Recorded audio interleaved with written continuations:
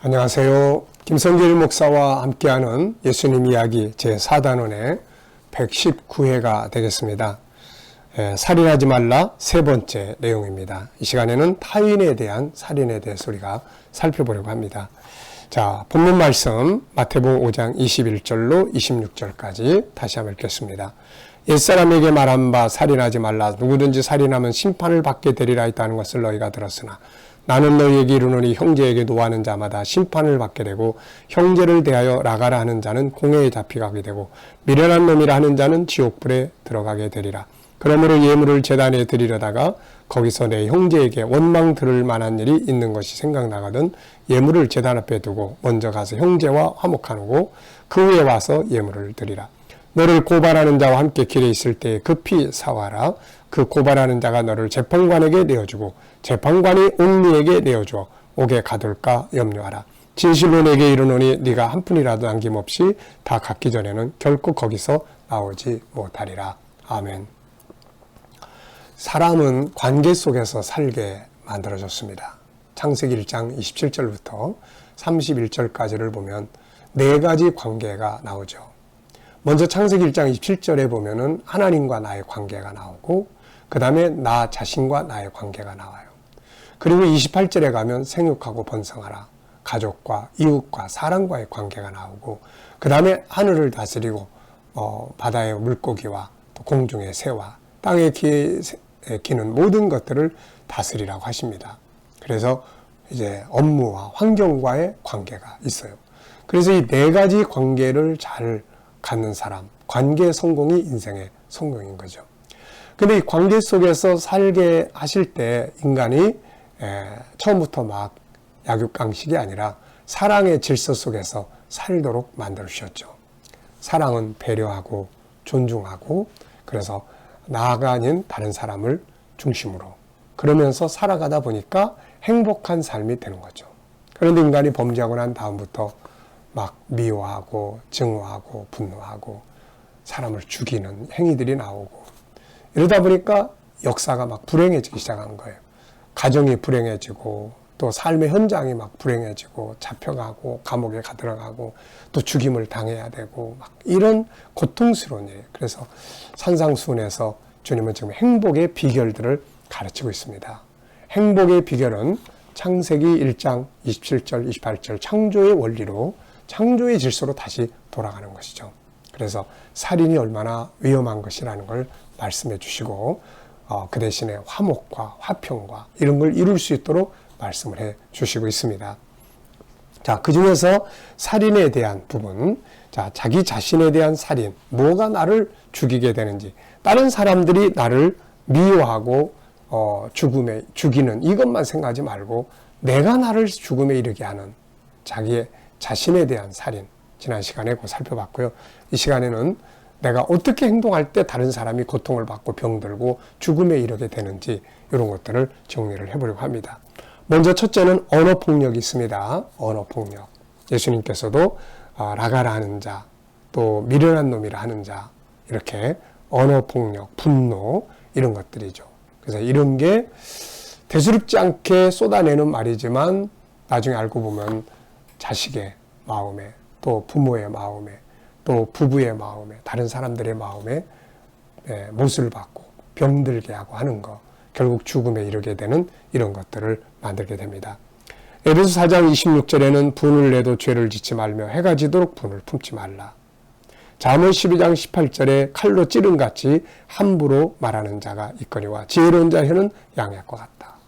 칼로 찌르면 죽는 거죠. 그래서 언어폭력. 두 번째는 이제 모함, 비난. 상대방을 비난하고 모함하는 것. 근래는 우리 삶의 한 부분이 된 인터넷 댓글 문화가 있는데 익명성의 잘못된 댓글들, 상대방을 비난하고 무시하고 멸시하고 막 모함하고 없는 것도 막 만들어서 이야기를 해놓고 이게 사람을 죽음에 이르게 만들어요. 그래서 잠언 14장 25절 이하를 보면은 진실한 정의는 사람의 생명을 권하여도 거짓말을 뱉는 사람은 속이느니라. 진실이 사람을 살리는 거고 거짓은 사람을 죽게 하는 거예요. 레위기 19장 16절 너는 내 백성 중에 돌아다니며 사람을 비방하지 말며 내 이웃의 피를 흘려 이익을 도모하지 말라. 나는 여호와니라. 예수님도 비판을 받지 아니하거든 비판하지 말라. 이 거짓된 모함, 비난 이런 것들이 사람의 마음을 병들게 하고 죽음에 이르게 하는 거예요. 네. 세 번째는 이제 미워하는 행동입니다. 증오하는 행동이에요. 그래서 행동을 통해서 막 미워하고 때리고 분노하고 폭력적으로 행동하고 이것이 결국 그 사람에게 아픔, 고통을 가져다 주는 거죠. 요즘에 참 서로 이제 새로운 결혼을 통해서 자녀들을 새롭게 서로 엄마 아빠가 다른 형제들을 만나게 되고 키우고 가는 이 과정에서 부모가 막 폭력, 폭력, 막 사람을 고통스럽게 하는 거죠. 이 폭력적 행동, 이런 것들은 사람을 죽음에 이르게 합니다. 분노에 가득 차 있는 그런 막 폭력, 이건 사람을 죽음에 이르게 하는 거예요. 그 다음에 네 번째는 이제 가난한 자들을 돕지 않는 행동이죠. 그 가난한 자들을 돕지 않으면 그들이 결국은 자기의 생명을 버리게 해요. 그래서 가난한 자를 외면하는 것은 결국 다른 사람을 죽음에 이르게 만드는 것이죠. 그래서 국가에서도 가난한 자들을 찾아내서 도우려고 애를 많이 쓰지만 그래도 아직 잘 안 되는 부분들도 많이 있는 것 같습니다. 그래서 우리가 항상 하나님은 이런 부분들을 참 많이 계명으로 주셨어요. 레위기 19장 9절에 보면 너희가 너희 땅에서 곡식을 거둘 때 너는 반 모퉁이까지 다 거두지 말고 내 떨어진 이삭도 줍지 마라. 네.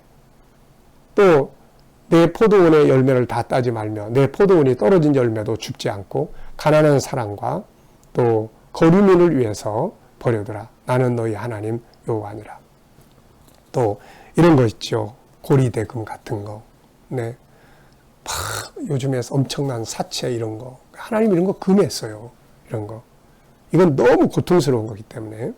신명기 24장 6절을 보면 사람이 맷돌이나 그 윗짝을 전당 잡지 말지니 그는 생명을 전당 잡음이니라. 당시에는 맷돌이 뭐예요? 먹고 사는 거죠, 이거. 이거를 전당 잡아버리니까 어떻게 뭘 먹고 살 수 있겠어요? 사람을 죽음에 이르게 하는 거죠.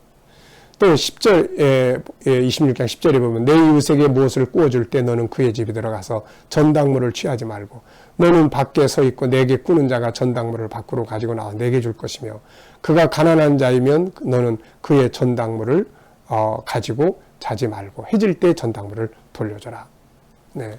이렇게 살면 너를 위하여 축복할 것이다. 네. 또 레위기 25장 35절부터 보면 내 형제가 가난하게 되어 빈손으로 내 곁에 있거든 너는 그를 도와 거류민이나 동거인처럼 너와 함께 생활하게 하되 너는 그에게 이자를 받지 말고 내 하나님을 경외하여 내 형제로 너와 함께 생활하게 할 것인즉 너는 그에게 이자를 위하여 돈을 구워주지 말고 이익을 위하여 내 양식을 구워주지 말라.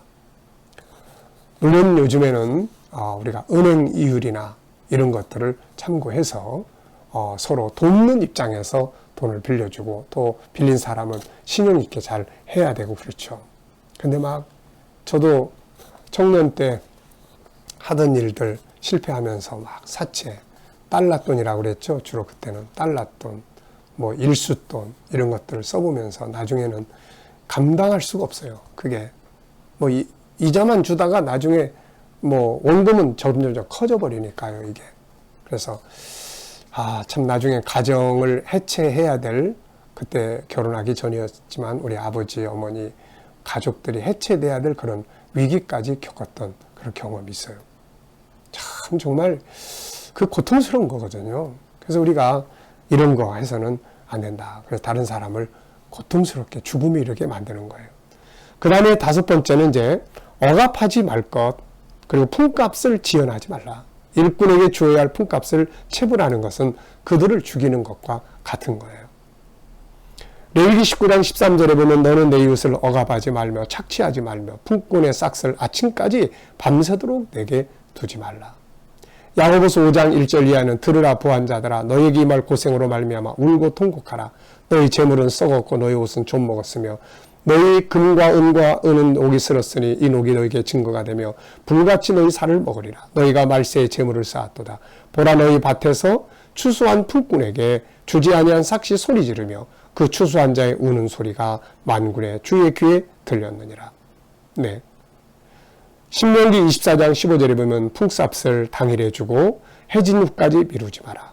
이는 그가 가난함으로 그 풍싹을 간절히 바람이라. 그가 너를 여호와께 호소하지 않게 하라. 그렇지 않으면 그것이 내게 죄가 될 것입니다. 요즘에 노동 문제 막 이런 거 많잖아요. 그래서 이미 하나님은 이런 것들이 결국은 밀리고 가다 보면 결국 그 사람이 생명을 잃게 돼요. 이게 다 간접 살인이란 말이에요. 이거 다. 네. 자, 6번째는 공평과 정의를 이루어야 된다. 세상에서 살다 보면 이제 억울한 일들을 만나요. 억울하니까 결국 뭐 합니까? 자기 생명을 버리는 경우들이 상당히 많아요. 억울해가지고. 그래서 하나님은 이미 억울한 재판, 억울한 판결 이런 거 하지 않도록 해야 된다는 걸 법으로 주셨죠.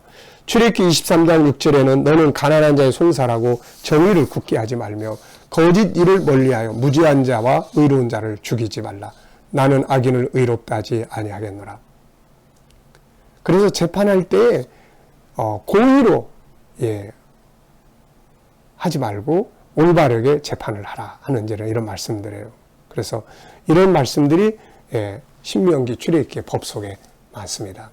자, 이 시간에는 어떤 행동들이 꼭 사람을 칼로 찔러서 현장에서 죽이는 것만이 살인이 아니라 이렇게 작은 것 하나하나가 결국 그 사람을 죽음에 이르게 만드는 이런 문제들이 있다는 것을 이 시간 살펴봤습니다. 그래서 언어폭력, 분노, 모함, 비난, 또 미움, 행동, 폭력, 그 다음에 가난한 자를 방치하는 행위, 그리고 고리대금 이런 거, 그 다음에 억압하는 것, 그리고 품값을 지연하는 것, 네, 공평과 정의롭지 못한 행동들 이런 것들이 결국은 다른 사람을 죽음에 이르게 만드는 거죠.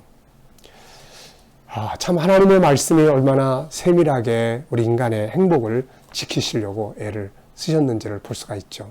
자, 우리도 이런 어리석은 행동들을 나도 모르게 행동할 때가 있는데 이런 시간을 통해서 한 번쯤 깊이 돌아볼 수 있었으면 좋겠습니다.